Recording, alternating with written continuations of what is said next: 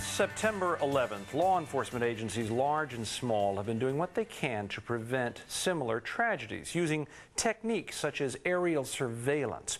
But helicopters, which work very well for that, can be expensive and also tricky to fly sometimes. Enter an airplane from aviation's past. Special correspondent Pat Woodard takes us now on a test flight in the gyroplane. Every morning, a small airport west of Phoenix begins to stir with the rollout of a mystery aircraft.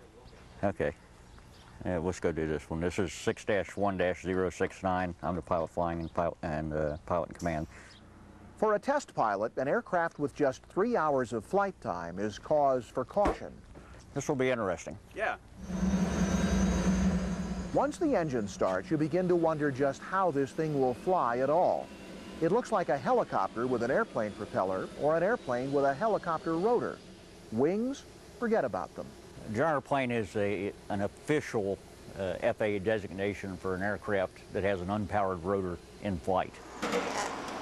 The gyroplane concept has been around for nearly a century. The power comes from a propeller. The function of the rotor is to act as a wing, with only the wind keeping the blades turning after takeoff. The primary advantage, and there are several, but the primary advantage is lack of complexity. There's no load-bearing transmission as there is in a helicopter. There's no tail rotor or tail rotor gearbox or tail rotor drive shaft and several hundred other components. With so few working parts, a gyroplane costs about half as much to maintain as a helicopter. We'll do a quick run-up and check the systems. In a way, the idea here is to bring back the early days of aviation. It's been 50 years since gyroplanes had any meaningful role in aviation, but the people trying to change that believe there are markets for this aircraft, with applications ranging from agriculture to law enforcement. Now that the blades are fully engaged, I'm going to slowly spin the throttle up. That's going to increase our rotor RPM. The rotor is powered only in the moments before takeoff, which requires that much runway. One of the great things about the gyroplane is, just like the helicopter, it certainly does not require an airport.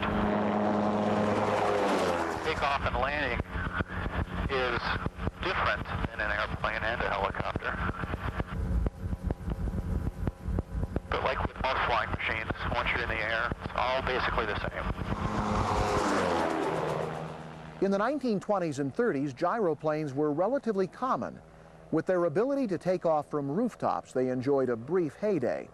About the only thing they couldn't do was hover, which is what nearly killed them off just before World War II. At the end of the 30s, all aviation programs, and I say again, all aviation programs were funded by the military. The military required hovering, and so the helicopter became the project that was funded by the military. The gyroplane may not be able to hover, but it can come close. There's 45. There's 40.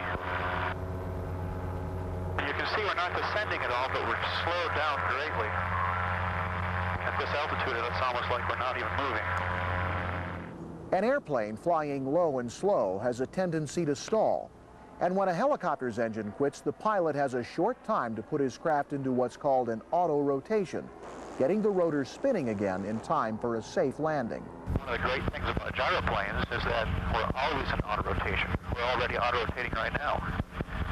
So if the engine were to fail, it's almost just like a normal landing. We select our landing site.